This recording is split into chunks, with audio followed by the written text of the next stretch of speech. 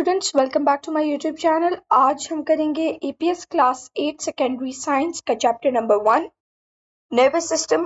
और उसके हम जिस टॉपिक को डिस्कस करेंगे वो है पार्ट्स ऑफ ब्रेन। तो स्टार्ट करते हैं।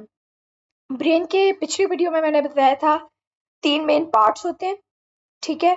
Fore brain, mid brain, hind brain. अब हम इन 3 मेन पार्ट्स को डिस्कस करेंगे। The forebrain is the largest and the most highly developed part of the human brain. It consists primarily of the cerebrum. The cerebrum sits at the topmost part of the brain. ये हमारे लिए important information है इस paragraph में brain से related, ठीक है। Forebrain से रिलेटेड और cerebrum से रिलेटेड। अब फोरब्रेन के 3 पार्ट्स हैं। सबसे पहले cerebrum, hypothalamus और thalamus। सबसे पहले हम पढ़ेंगे cerebrum. It is the largest part of the brain.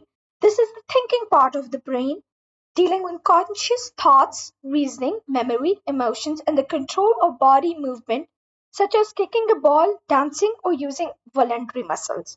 ये हमारा thinking part होता है, ये हमारा कह लें ब्रेन का CPU होता है, ठीक है।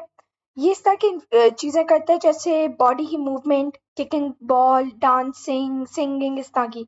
वॉलेंट्री मसल्स जो आप खुद अपनी मर्जी से हिलाते हैं। अब वॉलेंट्री मसल्स की यहाँ पे डेफिनेशन है, voluntary muscles are those you choose to move, controlling legs and arms. वो वाले मसल जो लेग्स और आर्म्स के हम अपनी मर्जी से चलाते हैं वो हमारे वॉलेंट्री मसल्स होते हैं। अब हम पढ़ेंगे थैलेमस को। The thalamus is a small structure located right above the brainstem, responsible for relying sensory information from the sense organs.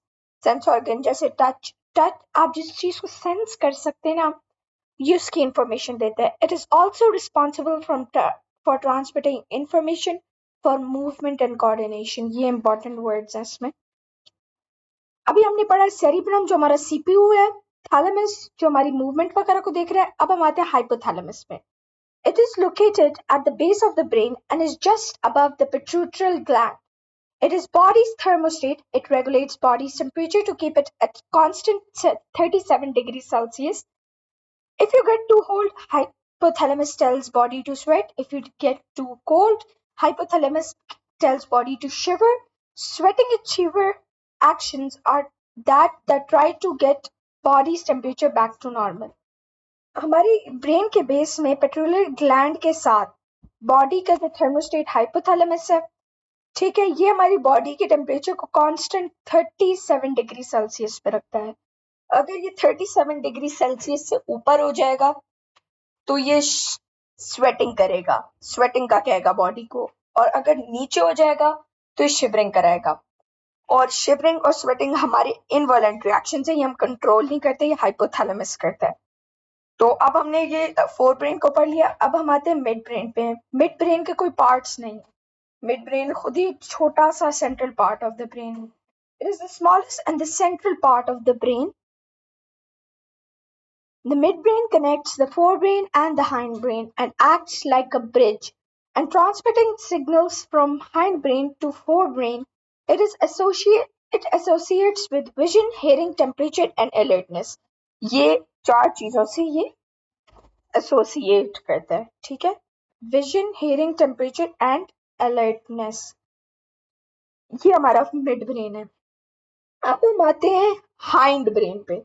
It is the lower part of the brain and is composed of cerebellum, medulla and pons. अच्छा, अब इधर बच्चे ये कहते हैं कि pituitary gland ये नहीं आ रहा है हाइंड ब्रेन में, ये 3 ही है हाइंड ब्रेन के। अब सेरिब्लम और सेरिब्रम को कंफ्यूज नहीं करना, 2 अलग चीजें हैं। Cerebellum. It is located at the back of the brain beneath cerebrum. This part of the brain deals with balance and coordination movements. It can learn movements by practice, enabling us to do almost without thinking. ये हमारी इससे सबसे important information है। ये हमारी उन चीजों को डील करता है जो हमने प्रैक्टिस से सीखी हो, फिर हम वो चीज ऐसे कर लेते हैं जैसे हमने इसके बारे में सोचना ही नहीं है, सोचे बगैर कर लेना, ठीक है। ये हमारा सेरिब्लम करता है जो कि बिल्कुल सेरिब्रम के नीचे है, ठीक है। अब हम डिस्कस करेंगे मेड्यूला को, जिसका दूसरा नाम है ब्रेन स्टेम, ठीक है। It is located where the brain connects to the spinal cord. It is where involuntary actions keep body alive such as breathing, heart beating and peristalsis are controlled.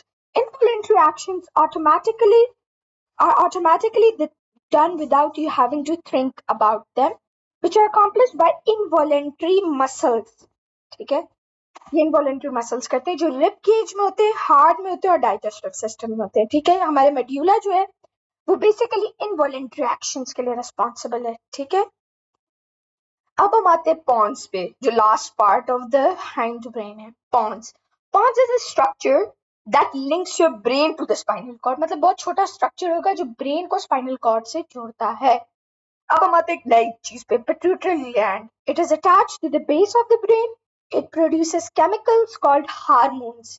ठीक है, ये अगर hormones थोड़ा सा भी ऊपर नीचे हो जाए ना तो आपको गुस्सा आता है, इस तरह की चीजें आपके साथ होने लगती हैं. ये क्या करते हैं, अमाउंट ऑफ वाटर और शुगर को रेगुलेट करते हैं और साथ में बॉडी के ग्रोथ रेट, हाइट आपकी और इस ग्रोथ रेट को ये हमारा पिट्यूटरी ग्लैंड करता है. अब मैं आपको पिक्चर दिखाती हूँ, इसमें हमें ना इस प्रॉपर ये लेबल दिखाया हुआ है. अब ये है हमारा सेरिब्रम. ठीक है, ये वाला एरिया हमारा है सेरिब्रम. ठीक है, ये हमारा सेरिब्लम है, ये हमारा पिट्यूटरी ग्लैंड है पर्पल का, ये हमारा मेड्यूला है जिसको हम ब्रेन स्टेम भी कहते हैं, और ये हमारा हाइपोथैलेमस आ गया.